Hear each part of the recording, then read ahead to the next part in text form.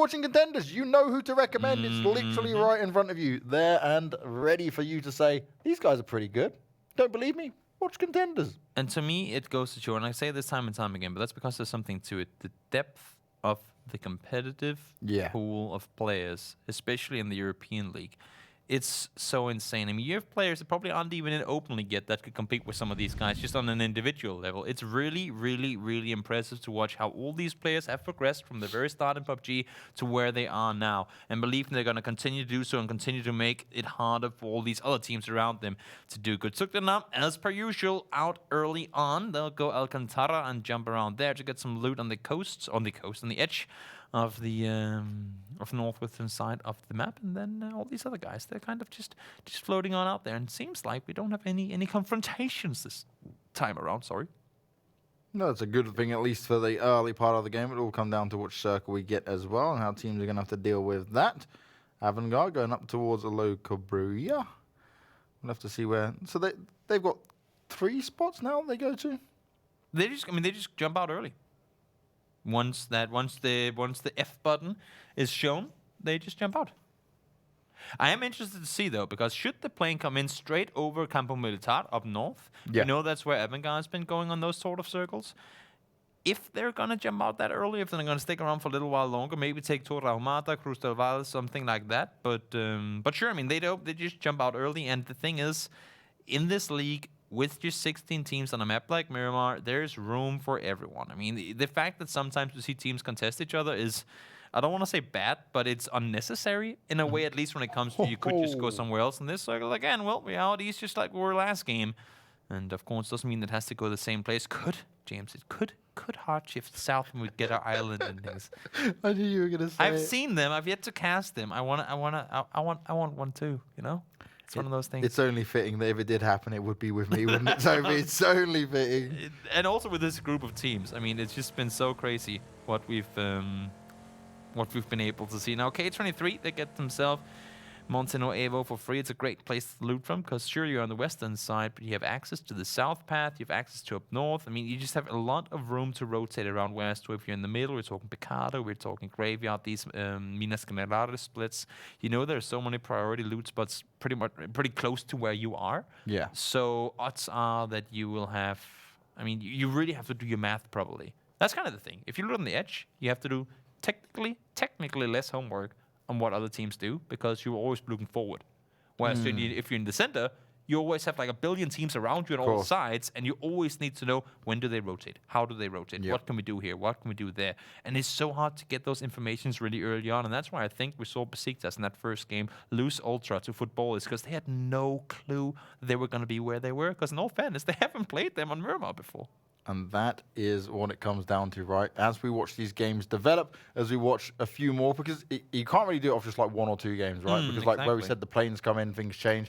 We have to see like 3-4 games now, and we get a couple of games a bit more even, a bit more center, and then teams can really go, all right, this is what they're doing, this is what they're doing, this is how we should play this position, and then we see things adapt a little bit further. Erangel becomes a bit more of like the easier one to adjust to, but like in Miramar, it's very specific because it is this kind of wild west, and I don't just mean because of the terrain. No, but it is true. It's really, really hard to maneuver around, and that's, I mean, it shows. The way that teams play, the way that teams are forced to rotate, you gotta have a team that on Erangel loves to rotate really, really late. Yeah. But then on Miramar, they're like, we like to go late. I mean, some they'll just look at the clock and go, whenever the clock hits this, that's when we go. Whereas now here they're like, we want to do the same thing, but we just can't because it just takes that much longer to get around in this map. You can't just stick to the roads all the time. Sometimes you have to go off-road. If you don't have a bike, it can take you years. I mean, it can be so hard to maneuver around. Now LXG once again, I don't know what it is with them and steep mountainsides, but at least this time around, they're not trying to set up a ambush. Yeah, they don't want that to happen again. Happened once, they don't want it twice. Give it some welly on the bike. Pop a wheelie, push your way in. Yeah. Keep the bike hidden. Don't want them wheels being popped off by anyone. You want to hold on to that as long as possible. Now Besiktas, we speak about them over and over again, right? Miramar previously in Phase 1 was the map where we really started to see them come to light. It was a different style of performance coming out from them. I want to see that Siren come back in. They had a bit of a better performance on the previous game, but it's still not good in terms of Besiktas standard. We say that though, but at the same time, I mean, it's not like they're banking everything on Miramar at all, because they have made their way into top 6 in week 1, being only played on Erangel. So clearly, it's not that, oh my god, we're talking Besiktas because this is Miramar or die for them. It's not. It's just that they are also extremely good on Miramar. And that's where it becomes so dangerous, because the teams that really strive on Erangel tend to perform not as well. I mean, Erangel as well get the majority of points, and then whatever they can get on the Miramar is kind of their bonus. Whereas to Besiktas is just one of the teams that have proven time and time again that they can do the same on both. I feel like if any team now, in current way that PUBG is being played as PUBG Esports, is only focused or really relies on one map, you're failing. It's not possible anymore. It's not where we see a 70% Erangel played. It is not 100% Erangel being played. It is generally 50-50. You need to bring your A game on all of it, and you need to put that practice in on it as well. And what I'm glad to see is that now we're going a little international on you, as we do lose Gif. I mean, at least he got knocked. I'm not sure if he can get flushed down as well, but they have been looting around one another for a while, Futbolist and no tag team. No, but as we talk about that, I mean, we have seen all leagues, to my understanding, go full 50-50, and I love it. There are some of the Asian leagues that are doing more of a 70-25 or 75-25 split. Yep, that's going to be give it out. First player to go down for no tag team, and actually first player to go down in the game, coming in 6 minutes there. I hope he was living up to his name and giving it to him as they came to finish him off. He's like, no, damn you, you guys suck. Don't take me down early. We're having good games today. Yeah, people say a lot of strange things when you have voice open. All. Yep. Yeah, I've heard interesting things before. Let's delete that one. Let's delete that one. Let's delete that one. Yeah, if you're... See, I leave it on when I stream just for the entertainment purposes. It is pretty entertaining, but sometimes it just becomes a little too... A little too inappropriate, some might argue. Circle low out east, and we didn't really talk rotations here on this one. Southern side of this one is a big open field. There are compounds there, sure, but it's just one road, and you don't really want to go in through it if you're late on your rotation. You want to get those on the compounds early, and you know that teams are looting around there. They're going to take them, and for everyone else, you've got to go all the way south of Las Leones if you want to come in. Same thing north. You cannot drive through El Azahar. You've got to go all the way north around that one. What's quite interesting, if anyone's got the map stream up at the moment, is Avangar and Zen are rotating kind of side by side a little bit. Anoctiv and Page of the two players have split up from the teammates, but everyone else is very near each other. And this is an interesting one because they're going to go 2 different routes into the circle, but it's more than likely we'll see them probably engage with each other early on. It could potentially happen. I think it's all going to depend on where that next circle shifts, because if it does go south, they could be catching each other in the blue. I don't think any of them have seen each other at this point. The thing is, for Page and Zoekt Een Naam, they're already further down south than where Avangar is. So should it go south, they have that kind of jump on them. But then again, I mean, then it's going to be up to Zoekt Een Naam, because was it last phase? I would say they're just going to be sticking around. They're playing the edge in the next circle too. This time around, though, especially in week 1, we saw them time and time again take those center spot. Mikhailovic. They kind of failed there, they completely failed their ambush last game. Here, he had a chance to take some shots down towards Smash, but only able to get him down to half HP. Gamerlegion. Got Istanbul Wildcats near him. So both the Wildcats and LXG are the two teams where they just can't afford to have players go down early. Their strength literally is in numbers. I don't feel they have enough confidence when there's just 2 or 3 of them left alive to really do big work. But Fuse, he's trying to tap onto Hani.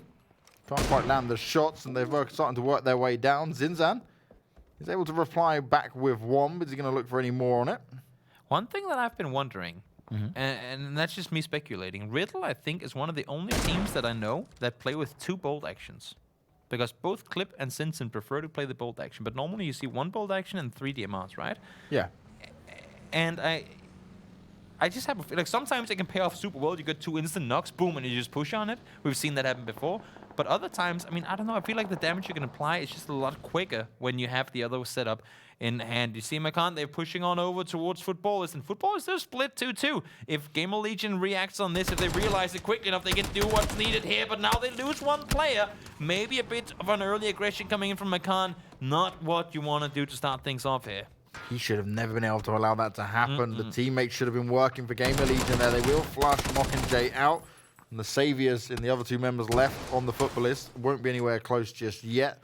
They'll be shooting away from distance, but they're not going to go and engage in this fight. But I've got to say, Gamerlegion should have been able to keep 4 alive in that position. Yes, 4v1, you cannot, especially if you know where the last player is, you can never lose a player in that situation. Circle did go northeast. Teams will be forced out on the edge. Clip running over himself. That's unfortunate, but of course also, as you could see, a lot of shots were fired towards him. Smash has a runaway vehicle, wants to get into it as well. They are inside the circle, sure, but the thing is, if you guys are looking at the map stream, or even where we are right now, that entire ridgeline you see in the background is inaccessible area. You can't even crazy vault your way up like Skyrim style. You can only play from the foot of it, which means that technically we have some water on the southern side. We have that big area in the east. That's a lot of land that we cannot access, and there's huge valleys in this terrain too. So this one, already early on, could get very, very chaotic at 10 minutes.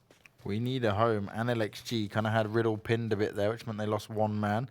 Fuse is still looking for more, though. He was already taking the shots onto Riddle as they worked their way down, but from the exact same position, we need home now to start to come on them. Come down on their way in. I see what you're trying to say there. The thing is, for Clip, though, he got rest, sure, but his teammates kept going, and they had to, right? Because they couldn't just stop where they were getting shot at. Yeah. And now they're split, like, really, really thinly. Northern Lights get Quizzy taken down, almost lost the deep there as well. As Istanbul, they've had a hard time since that first game. They got a really good performance on them now. Well, I mean, this is the time to shine. Plenty of games left to go, but we can't keep saying that, because there ain't going to be plenty of games left to go forever. Yeah, it's quickly changing around. You think we're now 19 we're on games into it. With 19 matches in. Like, I feel like we started yesterday. It's unbelievable. Yeah. The thing is, when there's this much PUBG content that I'm like, commentating 4 days, watching 3 days, I don't feel like I've actually, it doesn't feel like a week. It just feels like, it just goes so quick. Yeah. So it's mad that we're on match 19 here. That's just how it is. Perfectix from a distance, trying to apply pressure down towards the Istanbul players. They are in a position from which they have cover, but you can see on the minimap in the bottom right corner there, OK Bro is inside the compound as well, and they are on the far, far edge of it. So outside the circle is going to shift away from them. That's going to leave them pinned down in there.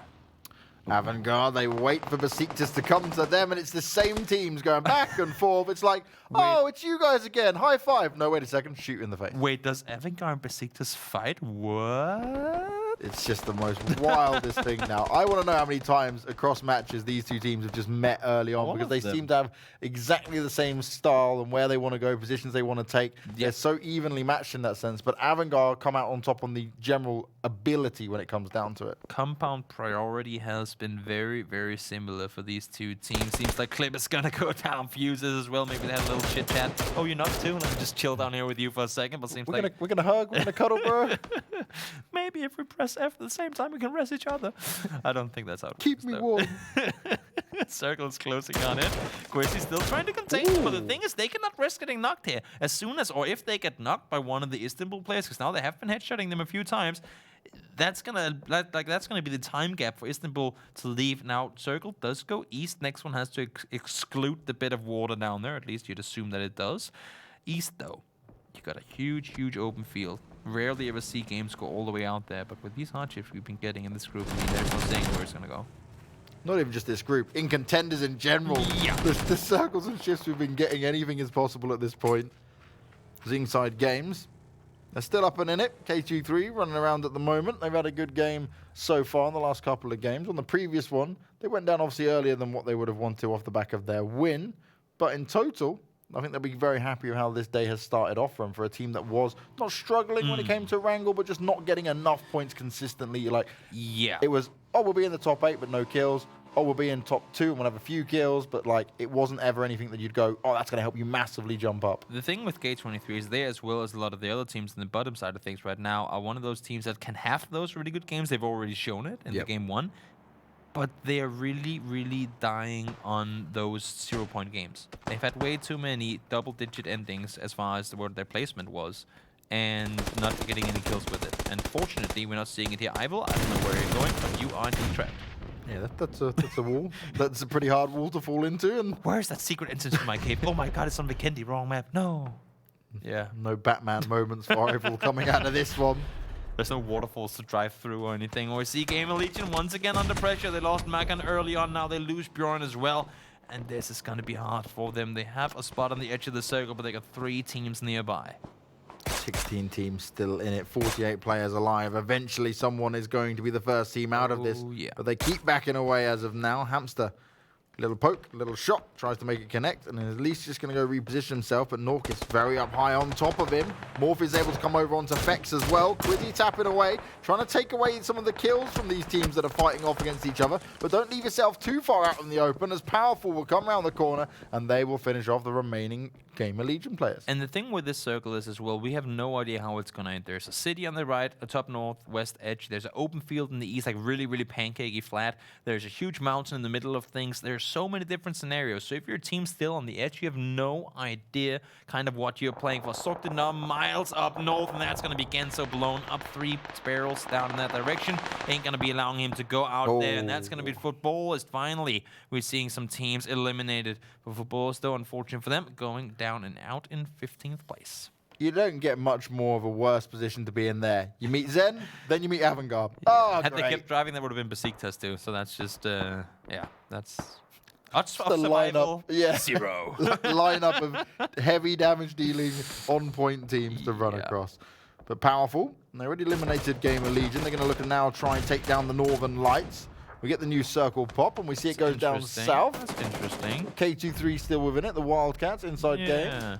You can play from that southeast side, but again, these roads, I mean, they're just a death penalty for whoever's on the wrong side once that circle does commit to one of them. It's so hard to cross, it's so hard to play around, and if you're on the southeast side right now, you kind of just banking on a hard shift on towards you. You will get an easy access for now if you're Avangar, if you're Zoekt Een Naam rotating all the way around the edge. But it's just going to be practically impossible for you to make a play from there. Powerful. Very confident with their position they have here. Now, they are just on the edge of the circle, but it's not too far away for them to come into it. But they are just going to try and deal away with Northern Lights here. Quizzy on his own. Nades coming out towards him. He's got the deep, but it's all the way over towards the side. And there's no going to be cover coming in there from his teammate. And the thing is, you saw where the deep was right there. You're kind of feeling, why is he just leaving Quizzy behind? But if you see the flat field that he just ran through, and he knew, this is my time to do it. If I don't do it now, I'm going to die. I'm sorry, Quizzy. Just stall them for as long as you can. I need to get in there. And he does get in there. Now the applied damage does come in. Once again, no tag team. They lost a player early, but they're getting themselves some knocks in on towards the guys from Power. They saw their time to strike, and they knew it was now as Quizzy, Mulgi taken out, and Powerful now with 3 players up still will work their way in, but they've got to deal with No Tank, who are going to consistently shoot up onto them. Eros trying to take some long-range taps out towards Morpheus, not able to connect them. Yes, we'll have to cross the short middle. They don't have to cross it. They're on the far western edge, but they don't want to sit in the corner down there. They need to somehow get some sort of a foothold. And you can see it right here. With this road going up towards where the deep is, it's really, really open and extremely tricky to play around. And the thing is, for these guys right now, they're spending all their utility trying to make these crosses on over. But if you're going to survive this one, we're only halfway through the game at this point. You need that utility for later. They just cannot save it. I mean, they have to use it now. Yeah, it's kind of trying to ration it successfully, right? Or hoping when you do use it, you can push forward, you can keep it going and steal some smokes from everyone else. As Seekorg, it's not been a good day for them. It's been a bit of a tough week in the opening week for them as well. A team that we praised very highly in Phase 1. Struggling to get it together so far in Phase 2. Taking a few shots towards Avangar, got themselves in the compound and repositioned themselves right at the north of the circle. But for Seekorg here, you don't have anywhere near as much cover. Yeah, and Seekorg is kind of just allowing for Avangar to take that position. That's a bit surprising to me that they all just backed off of getting one guy knocked. Could have committed to it a bit harder, but they were anticipating somewhat of a push from the north. And I guess they're playing off of that Spiral. Long range away, trying to do damage, but once again, despite losing a player early, No Tag Team gets themselves 4 kills added to the list. They have really shined through today so far. They are loving Miramar. It might be the sun that's spurring them on, but they are certainly delivering up to us a higher standard than even what we saw in Rankle here. Can they keep it up, though? Spyro taking his shots onto him. Can't land it too long distance there. He's not happy with that. He's throwing his mouse and he's like, God damn it, come on, I could have hit those shots. Yeah, Besiktas, they get eliminated. 13th place for them. They tried to hold on, but there were too many teams crashing in on towards them in the end of things. Zoekt Een Naam did take the eastern side of the road, so they'll be on the short edge of things. Phosphor, that nade could be right on the money. And it's just exactly not, but you can see the circle damage coming in already, and it's only going to get tougher. Circle centers up on Insidegames. They're going to be sitting dead center, and they're going to be sitting on the hilltop as well, and it's so open around them. Really hard area to play from, and they just need to lay low, to be honest. There's not a whole lot more they can do. And for Phosphor here, you do have 2 first aids, but how in the universe do you make your way around inside this circle? Yeah, this is... I have no idea how Phosphor's getting out of this one alive. Yeah, he's desperately trying not to go down to the circle. Seekorg at least a little bit busy with LXG at the moment, which might give him a chance to sneak up. But even then, once he does get up, they would have spent so much of his meds that I don't think he's got a hope in hell's chance. You see here, I mean, for Seekorg and for, I mean, both Barlas and Furex, they had the jump on Avangar, but because one guy got knocked, because they didn't dare to sort of take the aggressive angle, now they're starting to fall apart. Barlas goes down. They had the top side there, and they could have taken that position that Avangar's playing now, but they just weren't, I guess they weren't really able to get on over there once they got that player. Now Furex goes down, it's going to be them out in 12 plays. Seekorg once again fighting early, struggling to hold on, losing out on players, and LXG will finish him off. Phosphor's made his way in, but the circle, just as he got in, started moving away with him, and he went, bandages now. That's all I've got. And you can see Avangar, if you're looking at the map stream right now, guys, they do not take any chances. They're like, we could be swooping around now, we could be getting kills, we could be going aggro on all these guys fighting, but we need to make sure that no sneaky snake is going to take us from behind. That's what killed them last game, and they don't want to let it happen again. Must keep your wits about you, and that's exactly what Avangar will be doing now. Even if they haven't heard anyone, they'll be making sure until the very final moment, right? They'll be looking towards the blue and saying, all right, is anyone trying to sneak up on this? You can see K23 in the compound down there by the road too. Very isolated. It's great when you're trying to keep teams away, but once it's you who have to move, it's going to be a tough push out and across. As you can see, all the vehicles are busted already. They have 0 kills so far, and they're not even in placements yet. And with them shooting on teams further outside the circle, that's going to be the guys that are sitting inside of it, trying to go aggro on them. I like to see Mumino pushing out here. You cannot isolate yourself down here, because look at the push they would eventually have to make on up, should they not get, well, I mean, I guess 3 more hardships in their direction. Phosphor can't believe his luck. He's done it. He's made it in. He's like, and he's crouched all and by saying, himself okay, I got this. Guys cleared the entire path for him. So thanks, guys. Just keep going forward. I'll handle this. There's actually no tag. Jupesig's going to be found. Insidegames managed to get the job done. We're also seeing We Need a Home and Zen face off against each other towards this far eastern side. O'Connell's the next one to go down. Northern Lights, they're now getting involved. So this is a little bit of a problem here because they've left the deep there for so long. He managed to get away with it. No tag now, go out in 11th place. Great hold. They're just 2 players up, and they took out the last 3 remaining players in their team right there. Really, really good job. They did get a bit of help from the solo and the deep, but really, really well done for them to hold them off now. K23 Zoekt Een Naam and Avangar. 3-way fight going on here, I was going to say. But now we have other teams, and We Need a Home trying to make the run and off here as well. Avangar have got to play with, but Lipsin, he lands those shots. They were looking for him, but he's not missing it. Max Azor out there, tries to hit the headshot, but it's not going to work out. Lipsin fires back onto him. Can only land 1 shot, though. He's so dangerous with that bolt action. Every time he shoots, you're just like, oh my god, that's got to be a headshot, right? But that one just off a bit on the side there. T-Bone is proning it out, trying to stay alive for as long as possible. And honestly, of course, they don't know how many teams are alive, but every single minute, every single 10 seconds to stay alive, it could be you getting placement points. That's what it's all about, as T-Bone takes a hell of a lot of damage, has to go and hide behind the tree, but Azvarin, he was ready and waiting. The neighbor's going to go out anyway. Zen go down in 9th. We just lost 9 players in the matter of a very, very, very short time. Let's see now. Yort still alive. He's on the wrong side of the road too. He's going to go down. Mumino is going to secure the kill. So they commit. They stay down here to hold off all the players. But now K23 is the time when you guys have to push forward. And you have allowed for Avangar to swoop around and potentially keep you off here. Mumino is pushed up all by himself. You can see the push coming on here. He's still 3 players pushing in from behind there. They got themselves a win in the first game. But this push is going to be super hard. Nade ready, but Max Azor delivers it regardless. The knock comes in, and the finish should be not far behind it.